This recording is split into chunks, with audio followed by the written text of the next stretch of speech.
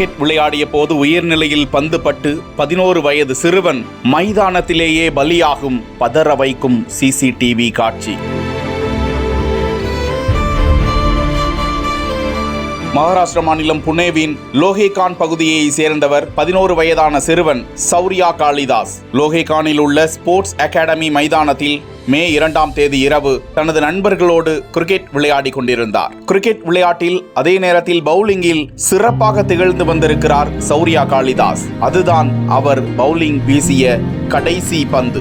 எதிர் திசையில் பேட்டிங் செய்த நபர் அடித்த பந்து அதிவேகமாக வந்து அவரது உயிர்நிலையில் வேகமாக படுகிறது. இதனால் வலி தாங்க முடியாமல் சௌரியா சுருண்டு விழுகிறார். அவரை அருகாமையில் உள்ள தனியார் மருத்துவமனைக்கு கொண்டு சென்றனர். ஆனால் அவர் ஏற்கனவே இறந்து விட்டதாக மருத்துவர்கள் அதிர்ச்சி தகவல் தெரிவித்த நிலையில் அந்த சிறுவனின் பெற்றோர் மற்றும் நண்பர்கள் சோகத்தில் மூழ்கியிருக்கிறார்கள். பாதுகாப்பு கவசங்கள் எத்தனை அதிமுக்கியத்துவம் வாய்ந்தது என்பதற்கு இந்த சிறுவனின் மரணம் ஒரு எச்சரிக்கை பாடமாகி இருக்கும் நிலையில் இந்த சம்பவம் குறித்த சிசிடிவி காட்சி வெளியாகி அதிர்ச்சியை ஏற்படுத்தி வருகிறது.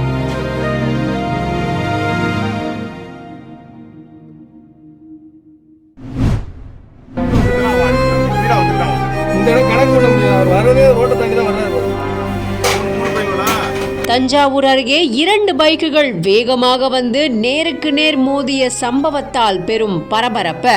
சம்பவ இடத்திலேயே உயிரிழந்த இஸ்லாமிய மத குரு. தஞ்சாவூர் மாவட்டம் அதிராம்பட்டினம் பகுதியை சேர்ந்த மதகுரு அப்துல் ரஹீம். இவருக்கு வயது 53 ஆகுது.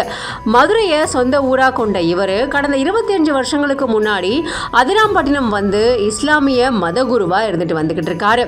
இந்த நிலையில மாலை 6 மணி அளவில் அதிராம்பட்டினம் வண்டிப்பேட்டையில இருந்து சேர்மன்வாடி நோக்கி இருசக்கர வாகனத்துல வந்துகிட்டு இருந்திருக்காரு.